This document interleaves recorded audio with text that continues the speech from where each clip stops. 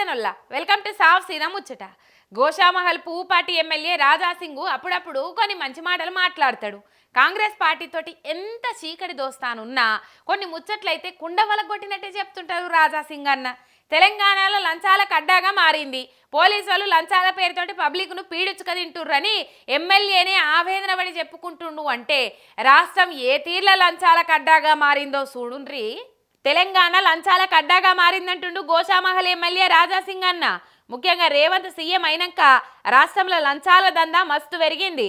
కొందరు పోలీసులు అయితే అన్నంకు బదులు లంచాలే తింటుండ్రు, లంచాలే తాగుతుండ్రు, లంచాలతోటే సంసారం చేస్తుండ్రు అనబట్టిండు. లంచాలు అడ్డా తెలంగాణ. ఒకప్పుడు ఏదైనా ఒక కానిస్టేబుల్ కానీ, ఒక ఎస్ఐ కానీ, ఒక ఇన్స్పెక్టర్ కానీ, ఒక ఏసీపీ కానీ ఎవరి దగ్గరైనా లంచాలు తీసుకోవాలంటే ఒక భయం ఉండేది. కానీ తెలంగాణలో కొత్త గవర్నమెంట్ వచ్చిన తర్వాత, కాంగ్రెస్ గవర్నమెంట్ వచ్చిన తర్వాత లంచాలు దందా పెరిగింది. జమ్మికుంట సీఐ రవికుమార్ బాధితుడి నుంచి 3 లక్షల లంచం తీసుకున్న ఆడియో వైరల్ అయితే చర్యలు లేవు. హైదరాబాద్ సాయినాథ్ గంజ్ సీఐ బాబు చౌహాన్ కేసు నుంచి తప్పించేందుకు లంచం అడిగితే చర్యలు లేవు.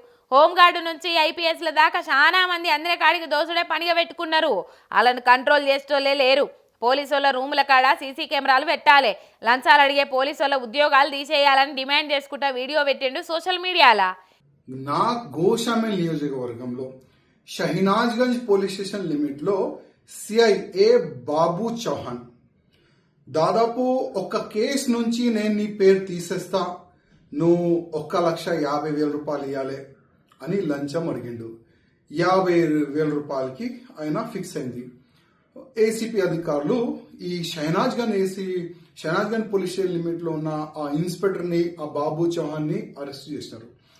ఇట్లా కాకుండా చాలా వరకు ఈ సంవత్సరంలో చాలా వరకు పోలీసులు లంచం తీసుకుంటా అరెస్ట్ అవుతున్నారు. ఇక ఒక ఎమ్మెల్యే గీ తీర్ల పోలీసులు లంచాలు లేకుండా పనిచేస్తలేరని అంటుండంటే ఇక సామాన్యుల పరిస్థితి ఏందో మీ ఊహకే ఇడిచిపెడుతున్నాం.